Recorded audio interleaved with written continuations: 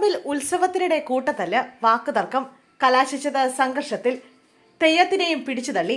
മൊകേരി വള്ളിയാനയിൽ തെയ്യത്തിനിടെയായിരുന്നു സംഘർഷമുണ്ടായത്. കൂത്തുപറമ്പ് മൊകേരി കൂടത്തിൽ മടപ്പുരയിൽ നടന്ന ഉത്സവത്തിനിടെയായിരുന്നു സംഭവം. സംഘർഷത്തിനിടെ തെയ്യത്തിനെയും പിടിച്ചുതള്ളി. ഉത്സവത്തിൽ പുതിത്തിറ നടക്കുന്നതിനിടെയാണ് കാണികളും വോളണ്ടിയർമാരും തമ്മിൽ സംഘർഷമുണ്ടായത്.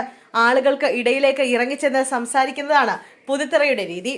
ഇത് കാണാനെത്തിയ ആളുകളുടെ നീണ്ട നിര തന്നെ ഉണ്ടായിരുന്നു. ഇവരെ നിയന്ത്രിക്കാൻ ചുമതലപ്പെടുത്തിയ വോളണ്ടിയർമാരും ആൾക്കൂട്ടത്തിലുണ്ടായിരുന്നവരും തമ്മിൽ വാക്കേറ്റമുണ്ടാവുകയായിരുന്നു. വാക്കുതർക്കം പിന്നീട് കയ്യാങ്കളിയിൽ കലാശിച്ചു.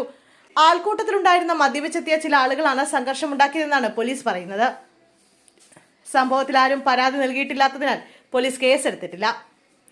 CCTV ക്യാമറ സ്ഥാപിച്ചതിന്റെ വിരോധത്തിൽ അയൽവാസികളായ ദമ്പതികളെ വീട് കയറി ആക്രമിച്ച യുവാവ് അറസ്റ്റിൽ. പത്തനംതിട്ട കലഞ്ഞൂർ സ്വദേശി അനൂപാണ് പിടിയിലായത്.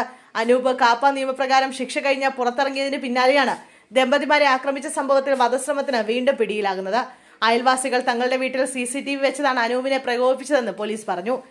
നാട്ടിലെ പൊതുശല്യമായ അനൂപിനെ കൂടി പ്രതിരോധിക്കാനാണ് അയൽവാസി തന്റെ വീട്ടിൽ CCTV ക്യാമറ സ്ഥാപിച്ചത്. ഇത് മനസ്സിലാക്കിയ യുവാവ് അയൽവാസിയുടെ വീട്ടിൽ അതിക്രമിച്ചു കയറി വീട്ടിലുണ്ടായിരുന്ന ഗൃഹനാഥനെ പുറത്തിടിച്ച് വീഴ്ത്തിയ ശേഷം കൊല്ലുമെന്ന് ഭീഷണി മുഴക്കി. തടസ്സം പിടിക്കാനെത്തിയ ഗൃഹനാഥന്റെ ഭാര്യയെയും അനൂപ് മർദ്ദിച്ചു. ആക്രമണത്തിന് ശേഷം ഒളിവിൽ പോയ പ്രതിക്കായി അന്വേഷണം ആരംഭിച്ചെങ്കിലും കണ്ടെത്താനായിരുന്നില്ല. മൊബൈൽ ഫോൺ ലൊക്കേഷനും സുഹൃത്തുക്കളെയും കേന്ദ്രീകരിച്ച് നടത്തിയ അന്വേഷണത്തിനൊടുവിലാണ് അനൂപിനെ കൂടൽ പോലീസ് അറസ്റ്റ് ചെയ്തത്.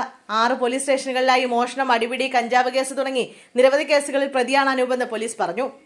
കാപ്പ നിയമപ്രകാരം തിരുവനന്തപുരം സെൻട്രൽ ജയിലിൽ 6 മാസം തടവിലായിരുന്ന ഇയാൾ ശിക്ഷ കഴിഞ്ഞ് ഈ അടുത്താണ് പുറത്തിറങ്ങിയത്. ചേർത്തല പള്ളിപ്പുറം അമ്പിളി കൊലപാതക കേസിൽ ഭർത്താവിന് ഇരട്ട ജീവപര്യന്തം. ജലഗതാഗത വകുപ്പ് ജീവനക്കാരനായിരുന്ന പ്രതി രാജേഷ് കുമാറിനെയാണ് ശിക്ഷിച്ചത്. 2 ലക്ഷം രൂപ പിഴയടക്കണമെന്നും വിധിച്ചു. ആലപ്പുഴ ജില്ലാ അഡീഷണൽ സെഷൻസ് കോടതി 3 ശിക്ഷ വിധിച്ചത്.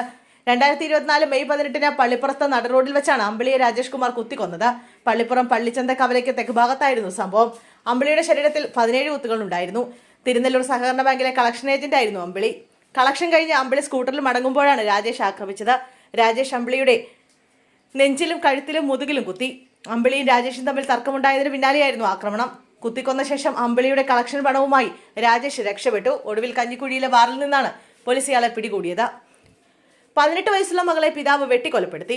കാസർഗോഡ് മഞ്ചേശ്വരം തുമിനാട് മകളെ അച്ഛൻ വെട്ടിക്കൊലപ്പെടുത്തി.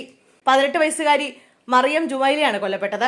സംഭവത്തിൽ പിതാവ് ഉമ്മർ ഫാറൂഖിനെ പോലീസ് കസ്റ്റഡിയിലെടുത്തു. ഇന്ന് വൈകുന്നേരമാണ് ക്രൂര കൊലപാതകം നടന്നത്. വീടിനകത്ത് വെച്ച പിതാവ് പെൺകുട്ടിയെ 1ലധികം തവണ വെട്ടുകയായിരുന്നു. കുടുംബ വഴക്കിനെ തുടർന്നാണ് കൊലപാതകമെന്നാണ് പ്രാഥമിക വിവരം. സ്വത്ത് തർക്കവും സ്വർണ്ണാഭരണവുമായി ബന്ധപ്പെട്ട തർക്കങ്ങളും ഉണ്ടായിരുന്നു എന്നാണ് പുറത്തുവരുന്ന വിവരം. അതേസമയം പിതാവ് സ്ഥിരമായി മയക്കുമരുന്ന് ഉപയോഗിക്കുന്ന ആളാണെന്നും അതിനെ തുടർന്നുണ്ടായ കൊലപാതകമാണെന്നാണ് നാട്ടുകാർ പറയുന്നത്. ഈ വീട്ടിൽ സ്ഥിരമായി വഴക്കുണ്ടാകാറുണ്ടെന്ന് നാട്ടുകാർ പറയുന്നു. നാട്ടുകാരാണ് പെൺകുട്ടിയെ ആശുപത്രിയിൽ എത്തിച്ചത്. എന്നാൽ രക്ഷിക്കാൻ സാധിച്ചില്ല.